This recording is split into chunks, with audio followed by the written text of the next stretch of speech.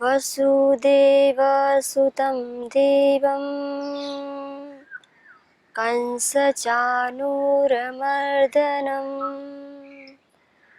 देवकी परमानन्दं नमामि योगेश्वरं नमामि योगेश्वरं नमामि योगेश्वरम्। श्रीमद् भगवद गीता का हम सभी स्वाध्याय कर रहे हैं भक्ति योग का। तो श्रीमद् भगवद गीता का स्वाध्याय करते हुए और मनुष्य के जीवन में परमपिता परमात्मा की भक्ति की कितनी आवश्यकता होती है उसी का इस अध्याय में वर्णन किया गया है। और साथ ही साथ जैसे कि लोग में जो दो मान्यताएं प्रचलित हैं, कुछ लोग जो कर्म संन्यास को भक्ति मानते हैं, कुछ कर्म करते हुए भक्ति मानते हैं, तो इन्हीं सभी जो संशय है इनका निराकरण भी किया गया है। और इसके साथ साथ भक्ति की क्या महिमा है, जब एक साधक कोई जब उस परम पिता परमात्मा के साथ युक्त रहते हुए भक्ति में जीवन जीता है तो उसको क्या प्राप्त होता है, इन सभी लाभों का वर्णन इस श्रीमद् भगवद गीता के 12वें अध्याय में किया गया है। तो अभी हमने विचार किया था, जैसा कि अर्जुन ने प्रश्न किया, इस अध्याय का प्रारंभ भी होता है अर्जुन के प्रश्न थे। तो अर्जुन जी कहते हैं, एवं सतत युक्ता ये भक्ता स्वां पर्युपासते ये चाप्यक्षरमव्यक्तं तेषां के योगवित्तमाः। यह प्रश्न किया, इसका हमने सभी स्वाध्याय कर लिया। तो आइए अब हम श्रीमद् भगवद गीता के द्वितीय जो श्लोक है उसका स्वाध्याय करते हैं, इस श्लोक पर चिंतन मनन करते हैं। तो कहते हैं श्री भगवान उवाच, तो योगेश्वर जी कहते हैं, मय्यावेश्य मनो ये मां नित्ययुक्ता उपासते श्रद्धया परयोपेतास् ते मे युक्ततमो मताः। तो योगेश्वर जी कहते हैं, देखो जो तुम्हारा संशय है कि श्रेष्ठ कौन है, जो अलग अलग साधना की पद्धति बताई, तो इसमें से श्रेष्ठ कौन है, तो योगेश्वर जी कहते हैं, हे अर्जुन सुनो, मेरी दृष्टि में तो वही युक्त मता बुद्धि है, वही श्रेष्ठ बुद्धि है, वही श्रेष्ठ स्थिति है जिसमें योगी हर पल हर क्षण हर कर्म के द्वारा अपनी संपूर्ण प्रकृति के माध्यम से वह भगवान से मिलता है। तो कहते हैं योगेश्वर जी, यही सबसे श्रेष्ठ जो पद्धति है, सबसे श्रेष्ठ भक्ति है। तो अब हम इसी का स्वाध्याय करेंगे। तो योगेश्वर जी ने तो बता दिया कि एक ऐसा साधक जो प्रत्येक क्षण प्रत्येक कर्म के द्वारा प्रत्येक अपने संपूर्ण अस्तित्व के माध्यम से वह उस परम पिता परमात्मा से मिलता है, तो कहते हैं वही सबसे श्रेष्ठ भक्ति है। और हमारे ऋषियों ने भी कहा है, प्रातः प्रभृति सायं पर्यन्तं यत् करोमि जगन्मातः तत्सर्वं तव पूजनम। तो ऋषिगण कहते हैं कि प्रातः प्रभृति सायं पर्यन्तं यत् करोमि जगन्मातः तत्सर्वं तव पूजनम। तो कहते हैं कि प्रातः प्रवृत्ति, जैसा कि योगेश्वर जी बता रहे हैं कि सबसे श्रेष्ठ स्थिति मेरे मत के अनुसार श्रेष्ठ स्थिति क्या है, तो प्रत्येक क्षण में प्रत्येक कर्म के द्वारा वह साधक मुझसे आकर मिले। तो उसी को हमारे ऋषियों ने बताया कि हे परम पिता परमात्मा से प्रार्थना करते हैं, हे जगन माता, अर्थात हे जगत की माता, हे जगत पिता, प्रातः प्रभृति सायं पर्यंत, अर्थात प्रातः काल से लेके जब से मेरे जागरण हो और जब तक रात्रि काल में शयन के लिए जाऊं, तो कहते हैं यत् करोमि जगन माता, हे परम पिता परमात्मा, हे जगन माता, जो भी मानसिक वाचिक या शारीरिक मेरी जो भी प्रत्येक चेष्टा है, प्रत्येक क्षण, प्रत्येक पल मैं कैसे करूं? यत् करोमि जगन्मातः, जो मैं करूं तत्सर्वं तव पूजनम, अर्थात मैं ऐसी विधि से करूं, मैं इस तरीके से करूं, मैं इस कला से युक्त होकर करूं कि वह मेरा जो प्रत्येक चेष्टा है, शारीरिक या मानसिक या वाचिक, ये तीनों को तीनों ये इनसे, इनके माध्यम से आपका पूजन हो, आपका अर्चन हो। तो ऋषिगण भी एक स्वर से उसी बात को कह रहे हैं और योगेश्वर जी भी सबसे श्रेष्ठ और सबसे उत्तम जो भक्ति है उसका वर्णन कर रहे हैं। लेकिन सज्जनों, यह बता तो दिया, लेकिन ये जो स्थिति है, जैसा कि ऋषिगण योगेश्वर जी कह रहे हैं, यह स्थिति एकदम से नहीं आती है। इसके लिए बहुत ही अच्छा प्रसंग आता है रामचरितमानस में। गोस्वामी तुलसीदास जी के माध्यम से वो बताते हैं, गोस्वामी तुलसीदास जी, कि कैसे एक साधक भक्ति के पथ पर आरूढ़ होता है। उसकी कुछ सीढ़ियाँ बताई हैं। जैसे आपको अगर किसी ऊंचाई पे पहुंचना है तो उस ऊंचाई पे पहुंचने के लिए तो आपको कुछ सीढ़ियाँ पार करनी होती है। ऐसे ही इस स्थिति को पार करने के लिए कुछ साधन हैं, कुछ सीढ़ियाँ हैं, कुछ सोपान हैं। उनका बहुत ही अच्छा वर्णन किया है गोस्वामी जी ने। तो गोस्वामी जी कहते हैं कि देखो, ये सारी की जो स्थिति जो योगेश्वर जी ने बताई है, यह एक श्रम साध्य है, अभ्यास साध्य है, यह एक प्रैक्टिस के माध्यम से आती है। तो उस प्रैक्टिस को मनुष्य कैसे करे, तो उसी को बहुत ही सुंदर वचनों के माध्यम से बताते हैं गोस्वामी जी। तो कहते हैं, बिनु सत्संग न हरि कथा, तेहि बिनु मोह न भाग, मोह गय बिनु राम पद, होई न दृढ़ अनुराग। तो सबसे प्रथम इसका वर्णन करते हुए गोस्वामी जी बताते हैं कि बिनु सत्संग न हरि कथा, तेहि बिनु मोह न भाग। तो कहते हैं कि देखो, ये जो स्थिति है, ये स्थिति ऐसे नहीं आती है। सबसे प्रथम मनुष्य को अपने जीवन में स्थिति को लाने के लिए सत्संग, अर्थात सत्संग एक तो होता है कि हम जो स्वाध्याय करते हैं पुस्तकों का, एक वो भी सत्संग होता है, और जो श्रेष्ठ जन हैं उनके हम संग करते हैं, उनके वचनों को सुनते हैं, उनके बताए हुए वचनों के अनुसार अपना जीवन यात्रा आगे बढ़ाते हैं। तो कहते हैं गोस्वामी जी, जब तक हम ऐसे नहीं करेंगे तब तक हमारे अंतःकरण में जो, जिसके कारण से हम इस स्थिति को जो योगेश्वर जी बता के आए हैं, हम प्राप्त नहीं कर पा रहे हैं। तो कहते हैं जो एक मोहरूपी अंधकार है उसके कारण से नहीं कर पा रहे हैं। और वह कब तक नहीं हटेगा? बिनु सत्संग न हरि कथा, अर्थात बिना सत्संग के, बिना भगवान का चिंतन मनन किए बिना, उसकी कला को देखकर अपने हृदय में उसकी भक्ति प्रकट किए बिना, तो कहते हैं तेहि बिन मोह न भाग। तो उसके बिना जो अंधकार है, जो अज्ञान है, जो अंतःकरण पर पड़ा हुआ, तो कहते हैं वह तो हटता नहीं है। और फिर कहते हैं कि अगर मनुष्य को चाहिए राम पद को प्राप्त करना है, तो कहते हैं कि सबसे प्रथम जो एक सोपान है वह है सत्संग, अर्थात सर्वप्रथम वह सत्संग को अपनाए, अर्थात सज्जनों का संग करे, जो उसके जो मानसिक जो चेतना है उसको जो अपलिफ्ट, अर्थात जो उसके ऊंचे उठाने वाली जो ग्रंथ है, स्वाध्याय करे उनका। तो यह बताया तुलसीदास जी ने। इतना ही नहीं, और आगे भी बताते हैं, आगे इसका बहुत ही अच्छा वर्णन करते हैं और इसकी महिमा बताते हुए कहते हैं कि अगर किसी को यह सत्संग मिल जाए तो यह बहुत ही भाग्य की बात है। तो फिर तो उसके जीवन में शुभ का जो उदय है वो होना प्रारंभ हो जाता है। तो इसी को लेकर आगे गोस्वामी जी कहते हैं, बिनु सत्संग विवेक न होई, राम कृपा बिन सुलभ न सोई।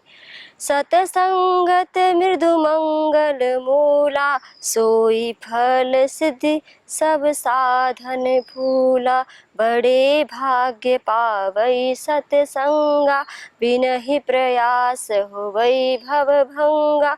सतसंगत दुर्लभ संसारा, निमिष दंड भारी एक उबारा। तो इन जो ये पद हैं, इन पदों के माध्यम से गोस्वामी जी बताना चाह रहे हैं कैसे कोई भी मनुष्य अपने हृदय में जो भक्ति रूपी जो कपोले हैं, जो भक्ति रूपी जो बीज है, कैसे वह उत्पन्न करे। तो कहते हैं बिनु सत्संग विवेक न होई, अर्थात बिना सत्संग के विवेक की उत्पत्ति नहीं होती। ये सत्य है कि अगर मनुष्य अच्छे मनुष्यों की, ऐसे तो हम सामान्य रूप से देखें तो बहुत बड़ी उच्च चेतना को लेकर लिखा गया है जो बहुत ही श्रेष्ठ है उनके लिए, लेकिन सामान्य भी हम संसार में देखें कि अगर किसी का बच्चा, अगर वह अच्छे मनुष्य का संग नहीं करता है, अगर वह जो त्रुटियों से युक्त मनुष्य हैं, जिनका आचरण उपयुक्त नहीं है, करने योग्य नहीं है, अगर उनके साथ रहता है तो क्या होता है, तो उसके अंतःकरण में भी, उसकी जो प्रैक्टिस है, उसके अभ्यास में भी वो सारी क्रियाएं आने लग जाती हैं। फिर क्या होता है, फिर धीरे धीरे करके जीवन का पतन हो जाता है।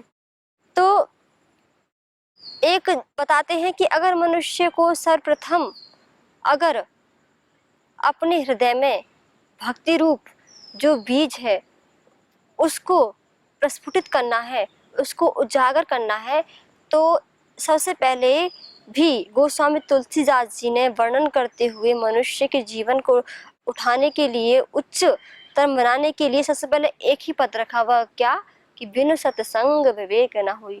सबसे पहले सत्संग को रखा कि अगर मनुष्य सत्संग, अर्थात जैसे हम संसार में देखते हैं, अगर कोई बच्चा उस कुसंग को छोड़कर अगर अच्छे मनुष्यों का, अच्छे बच्चों के साथ रहना प्रारंभ कर देता तो क्या होता है, तो धीरे धीरे उसके अंतःकरण में जो संस्कार बन गए थे न करने योग्य कर्मों का, न करने योग्य क्रियाओं का, अर्थात तो फिर वो धीरे धीरे क्या होते हैं, वो धीरे धीरे क्षीण होते जाते हैं। और क्षीण होते होते क्या होता है, फिर उसकी स्थिति, जो एक श्रेष्ठ बच्चा है उसका सत्संग अर्थात उसका साथ रह रहा है, तो उसके जो गुण है उसके अंतःकरण में धीरे धीरे प्रकट होने लगते हैं। तो ऐसे ही एक साधक की उपमा यहाँ पे गोस्वामी जी ने दी है कि जैसे अगर कोई साधक अपने हृदय में भक्ति के बीज को बोना चाहता है, उसको फिर प्रस्फुटित करना चाहता है, तो कहते हैं सर्वप्रथम वह उस जितने भी न करने योग्य कर्म है उनसे बच जाए और फिर वह सत्संग करे, अर्थात श्रेष्ठ जनों का सत्संग करे और स्वाध्याय करे। बिनु सत्संग विवेक न होई, कि बिना सत्संग के कभी विवेक की उत्पत्ति नहीं होती। वास्तव में श्रेष्ठ है जब मनुष्य चल रहा होता है, उसे पता ही नहीं है कि क्या करना है क्या नहीं करना, यह उसे विवेक कब आता है, जब उसका मस्तिष्क, उसका जो मन है, उसके जो विचार हैं, जब वह उत्तम होंगे तभी तो उसको पता होगा ना कि क्या श्रेष्ठ है, क्या करने योग्य है और क्या ना करने योग्य है।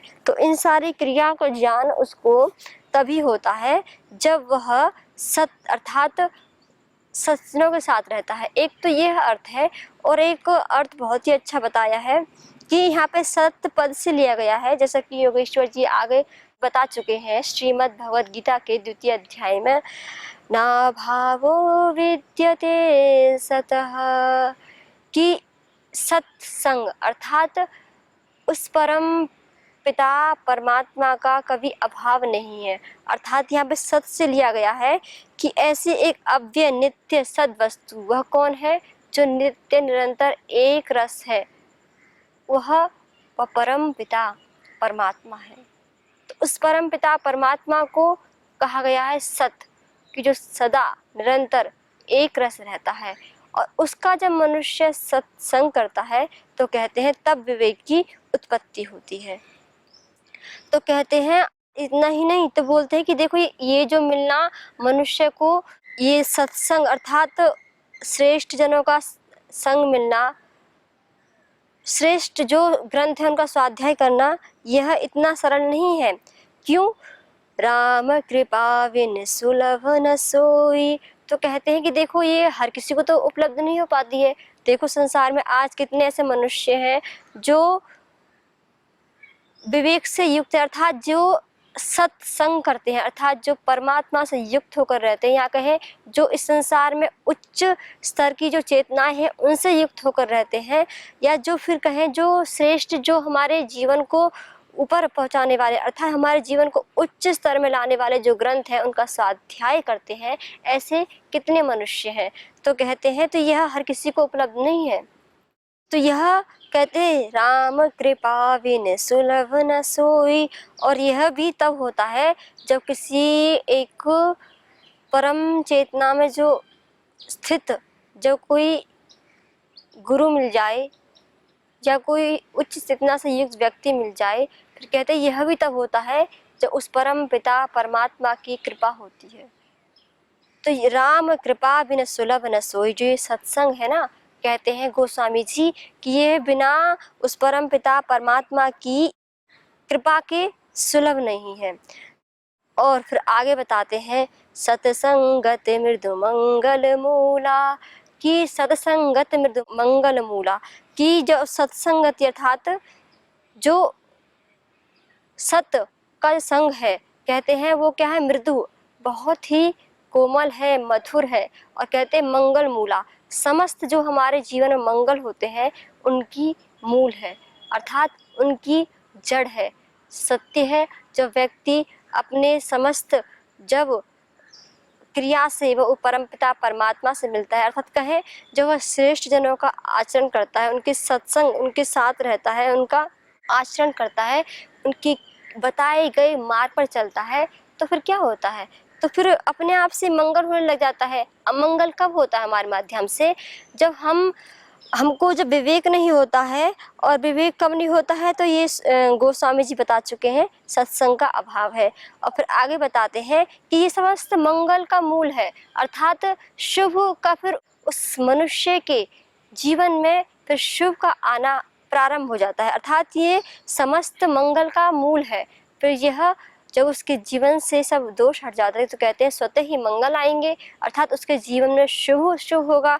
तो कहते हैं ये सत्संगति जो है ये मंगल अर्थात ये शुभ का मूल है। फिर कहते हैं सोई फल सिद्धि भव साधन फूला, इसी के माध्यम से क्या होता है, फल की सिद्धि, अर्थात फल मिलता है जो भी हम कर्म कर रहे होते हैं, और यही समस्त साधनों को उच्चतर बनाने वाली है। फिर आगे गोस्वामी जी कहते हैं बहुत ही अच्छा वर्णन करते हुए कि बड़े भाग्य पावई सत्संगा। वास्तव में हम विचार कर रहे थे, थोड़ी देर पहले देखा था, हमने विचार किया था अभी कि क्या किया था कि संसार में ऐसे कितने मनुष्य हैं जो इस प्रकार से अपना जीवन जी रहे होते हैं। तो कहते हैं ये कोई बहुत ही आपका किया हुआ अच्छा कोई पूर्वजन्म में किया हुआ जो कर्म है उसका एक कर्माश्रय के माध्यम से आप बहुत बड़े भाग्यशाली होते हैं कि अगर बड़े भाग्य पावई सत्संग, अगर आपको सज्जनों का संग मिलता है, सत्संग मिलता है, जहाँ हरि कथा होती है, जहाँ उस परम पिता परमात्मा के गुणों का गुणगान होता है, तो यह तो कहते हैं बहुत ही दुर्लभ मनुष्य को मिल पाता है। इसलिए वो बहुत ही भाग्यशाली है कि जिनके जीवन में ऐसा होता है, अर्थात जिनके जीवन में भक्ति है, जिनके जीवन में संतों का संग है। कहते हैं बिन ही प्रयास होवई भवभंगा। क्या कहा आगे गोस्वामी जी ने, कहते हैं कि देखो कुछ मनुष्य होते हैं कि अभी सत्संग नहीं कर रहे, अर्थात ना ही वह हरि का भजन करते हैं, ना उनकी कथा को श्रवण करते हैं, ना श्रेष्ठ मनुष्य का आचरण करते हैं, ना नहीं जो श्रेष्ठ ग्रंथ है उनका स्वाध्याय करते हैं, नहीं अपने अंतःकरण में जाकर देखते हैं। तो कहते हैं तो उनका तो कैसे ही भव पार होगा। लेकिन कहते हैं जो इस प्रकार से अपने जीवन जीते हैं, जो श्रेष्ठ भावों से युक्त होकर जो श्रेष्ठ सज्जनों से के साथ रहते हैं, श्रेष्ठ ग्रंथों का स्वाध्याय करते, तो कहते हैं बिना ही प्रयास, कि उनको जो इस संसार से तरने के लिए कुछ प्रयास कुछ विशेष एफर्ट करने की आवश्यकता नहीं होती है। वह तो कहते हैं होवई भवभंगा, भवभंगा अर्थात संसार से वो बिना ही प्रयास के स्वतः ही ऑटोमेटिक ही जो उसकी समस्त क्रियाएं इस रूप हो रही हैं, सारी क्रियाएं श्रेष्ठ शुभ से युक्त हो रही हैं। तो कहते हैं तो इसलिए स्वतः ही उसके माध्यम से संसार है उसका जो भव बंधन है, जो दुख है, वो अपने आप से नष्ट हो जाते हैं। तो गोस्वामी जी ने कहा कि बिना ही प्रयास होवई भवभंगा, कि उस साधक का फिर बिना ही प्रयास के बिना कुछ विशेष एफर्ट किए। और ऐसा नहीं है कि उन्होंने नहीं किया है, किया है। सबसे बड़ा बहुत बड़ी उपलब्धि है जीवन में कि मनुष्य हर क्षण जो न करने योग्य, जो भी मानसिक, वाचिक, शारीरिक जो भी ये समस्त क्रियाएं हैं, अगर वह उनसे बच जाए तो फिर दुख की उत्पत्ति नहीं होगी, और जहाँ दुख नहीं है वही मुक्ति है। क्योंकि एक बार जब कोई एक साधक पूछते हैं महर्षि दयानंद जी से कि मुक्ति का अर्थात संसार से हम बोलते हैं मुक्त हो गया, इसका मतलब क्या है, अर्थात मुक्ति का अर्थ क्या है, तो महर्षि दयानंद जी कहते हैं कि मुक्ति का अर्थ है कि मनुष्य अपने अशुभ से छूट जाए, शुभ में लग जाए। वास्तव में यह विचारणीय बिंदु है कि तभी मुक्ति अर्थात सुख की प्राप्ति होती है, तब जब वह करने योग्य पथ पर चलने लगता है। और यही बताया गोस्वामी जी ने कि फिर अगर वह पहले बता चुके हैं कि सारी मंगल का करने हारी अर्थात सारे शुभ का आधान इस सत्संग से होता है, तो कहते हैं इसलिए स्वतः ही जब कोई ऐसा कोई कर्म ही नहीं है, कोई मानसिक, वाचिक या शारीरिक कोई ऐसा कर्म ही नहीं है जीवन में जो दुख को देने वाला हो, तो स्वतः ही क्या होता है, तो स्वतः ही फिर जीवन से सारे दुखों का नाश हो जाता है। फिर आगे कहते हैं सतसंगत दुर्लभ संसारा निमिष दंड भर एक बारा। इसलिए पुनः पुनः उस पद की आवृत्ति कर रहे हैं कि ये सत्संग अर्थात उस परम पिता परमात्मा के साथ कोई युक्त होकर रहे, उच्च चेतना से युक्त जो साधक गण हैं, गुरुजन हैं, उनके साथ कोई युक्त होकर रहे, तो कहते हैं यह तो बहुत ही दुर्लभ है। और फिर कहते हैं ऐसे संत ऐसे ही नहीं मिल जाते हैं, कहते हैं बिनु हरि कृपा मिलई न संता, कि अर्थात फिर पुनः उस पद को दोहराते हैं कि जब तक उस परम पिता परमात्मा की असीम कृपा साधक पर नहीं होती है ना, तब तक उसको संत भी नहीं मिलते हैं। और जब उस परम पिता परमात्मा की, जब उस मनुष्य की अपनी मूल मांग होती है, एक पिपासा जिज्ञासा होती है उस पद को प्राप्त करने के लिए, तो फिर ऐसी कृपा, ऐसी असीम कृपा वह परम पिता परमात्मा स्वतः कर देते हैं। फिर उन्हें ऐसे सज्जन, ऐसे संत मिल जाते हैं कि जिससे वह समस्त अशुभ से दूर हट, अशुभ से युक्त हो, फिर अपने जीवन को उच्चतर बनाता चला जाता है। उच्चतर बनाते बनाते वे समस्त, जैसा कि बताया गोस्वामी जी ने, सारे भव भंग हो जाते हैं। तो आइए सज्जनों, आज हमने देखा, जैसा कि योगेश्वर जी ने बताया, कि युक्त मता वही स्थिति है जिसमें योगी हर पल, हर क्षण, हर क्रिया के माध्यम से प्रत्येक अपने संपूर्ण अस्तित्व, एक एक रोम के माध्यम से वह ऐसा कर्म करे कि वह परम पिता परमात्मा से मिले। तो उसको पर हमने देखा फिर कैसे एक वह सीढ़ी है, वह है सत्संग, उसके माध्यम से विवेक की उत्पत्ति होती है, फिर यह स्थिति आ पाती है। तो आइए सज्जनों, हम सभी अपने जीवन में इसी स्थिति को लाने के लिए प्रत्येक पल, प्रत्येक क्षण अपने संपूर्ण अस्तित्व के माध्यम से उस परम पिता परमात्मा से जुड़ते जाएं और अपने समस्त जो भी दोष हैं उनको हटाते जाएं और शुभ का आधान करते जाएं। तो आज हम योगेश्वर जी की दिव्य वाणी को यहाँ विराम देते हैं। पुनः हम कल विचार करेंगे कि योगेश्वर जी साधक के जीवन को दिव्यतम बनाने के लिए और क्या अपने अमृत रूपी वचनों का हमारे ऊपर वर्षा करते हैं। ओम शांति। ओम शांति शांति शांति।